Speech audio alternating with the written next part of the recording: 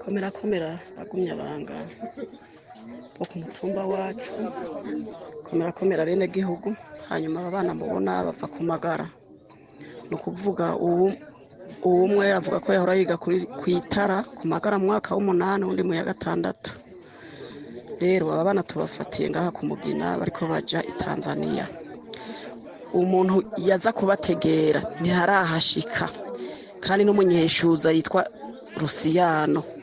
Uwo muntu mw'iyo minsi iheze twamufashe yiba abagore b'abantu, tumushikiriza igipolisi bamurekuye n'indwi iheze, nanone acashika twigamba ko yarekuwe, kandi ivyo bintu abene gihugu bishuza bose babimukorera.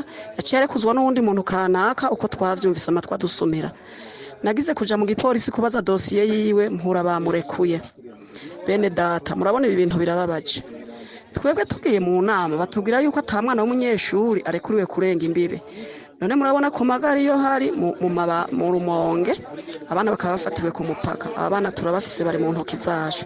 Ndasavye rero abafise amagurupe atandukanye abana mu batangi, nk'abafise abo bisangiye n'abanyarumonge bose babatangi. Yego kabisa, bene bo baze batora abana baravukana. Murabona birababaje kabisa. Je sinibaza yuko ari umuvyeyi yatanze abana babiri nk'aba b'abakobwa ngo genda ku muntu mutanamenye uwo ari we mumurondere. None rero ndasavye mumfashe vraiment, ni iminsi myinshi dufashe ibintu nk'ibi turungitse mu gipolisi ntagire ikivamwo. None uwo muntu yoreka gute gumashora abana b'igihugu?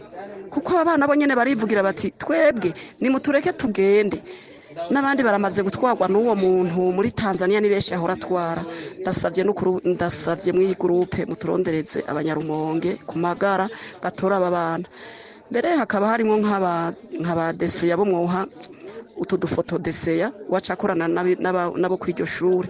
Yego muba mukoze sawa, murabona yuko rero ku mupaka tugeramiwe, kandi murabona yuko abana b'u Burundi bageramiwe. Ni ngorane, ni hatari kabisa. Ukudahana ni ibintu bibi cyane. Murumva yuko uyu muntu avuga ababaye, murumva yuko yerekana amakosa akogwa, aho inkozi z'ibibi bazishikiriza igipolisi, ariko mu kanya gatoya zigaca zirekugwa zikabandanya zikora ya makosa nyene. Ibi rero ni ibintu bibi cyane. Ahatari ubutungane nta terambere rishobora kuhaba, kandi abantu baja mu buja.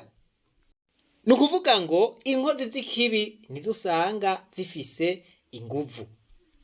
Umuntu nk'uyu murumva yuko yatanguye kera akora ibi bintu, bamutwara ku bategetsi, bamutwara mu gipolisi, aho gucirirwa urubanza murumva yuko baci bamurekura abandanya yigirira vya bindi nyene. Ivyo rero biramenyerewe mu butegetsi bwa CNDD-FDD.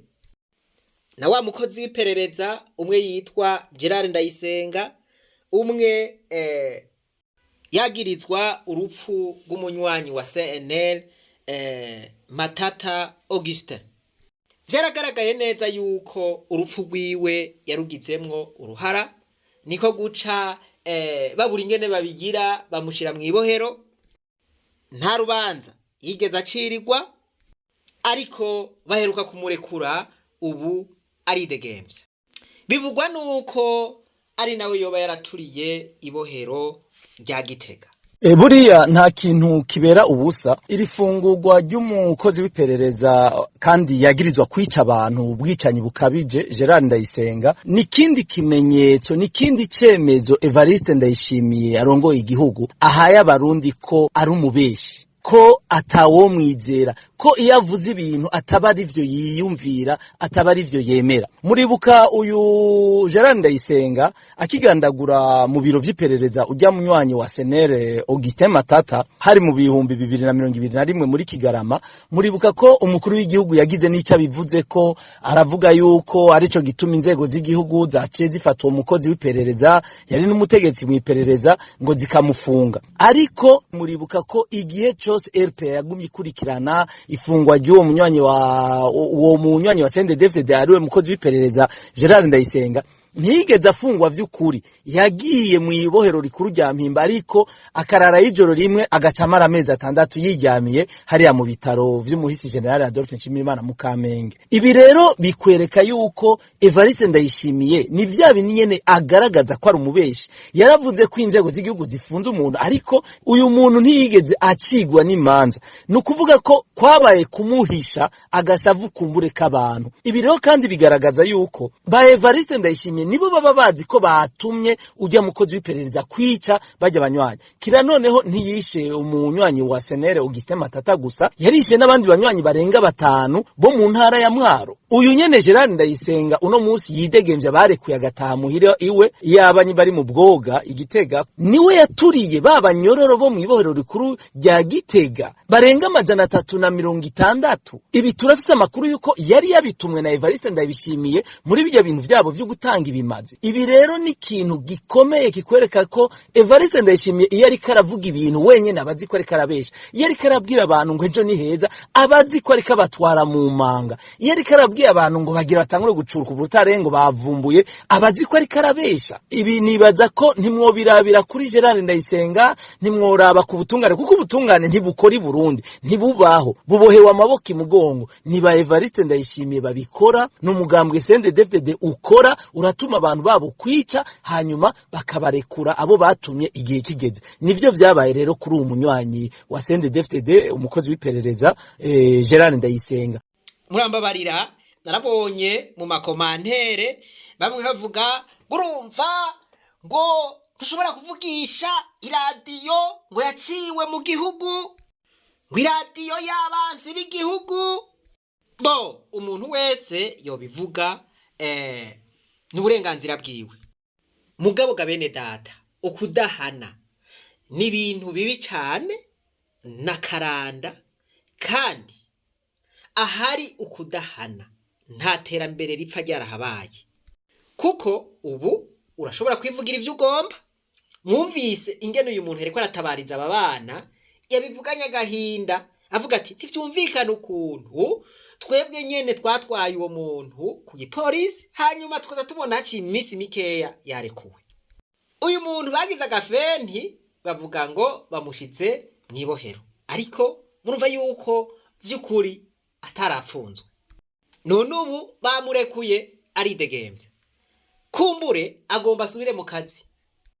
Wewe ushigikiye ukudahana cyangwa ivyo uri kuravuga ukaba ubivuga utazi ivyo uri kuravuga, Imana nayo ibikubona. Hari naho ikigira iti okay, urashigikiye ukudahana mu mutima wawe biriyo, voilà, ajya amajambo wavuze narayumvise, reka rero ubu abari wewe baca bakorerako. Ubu Gerard Ndayisenga akaba ari wacaza akakugwingira, canke hakaza abarungitswe na Gerard Ndayisenga canke bagenzi we bagaca bakugira nka Augustin Matata. Aho rero muri ico gihe bakugize nkuko, wewe wari kuravuga ivyo uratahura ingorane abandi bagize. Kenshi na kenshi ntushobora gutahura ikibazo abandi barimwo wewe utaragishikamo. Ntushobora gutahura umubabaro abaryango ba Augustin Matata bagize nawe ivyo bintu bitaragushikako. Kanatsinda ngo inda uyibwirwa n'uwayirayeko. Rero ndumva yuko abarundi twese twogwanya ukudahana. Twese twogwanya ukudahana, kuko ukudahana ni kubi cyane. Ndumva yuko yavuze ati uyo muntu twe tumupfungishije bamurekuye asubira kwigamba, voilà, kuri bamwe bari bamutwayeyo. Ubu mukozi w'iperereza nawe murumva yuko ivyo ashobora gukora mu nyuma bishobora kuba bibi gusumvya ivya mbere. Kanatsinda ivyo yari yakoze ntiyabihaniwe. Ukaba ushigikiye ibi bintu, ukaba ushigikiye aya mabi, baca umugani ngo ruriya abandi rutakwibagiye. Ibiriko birashikira abandi hari naho ejo byoca biba kuri wewe.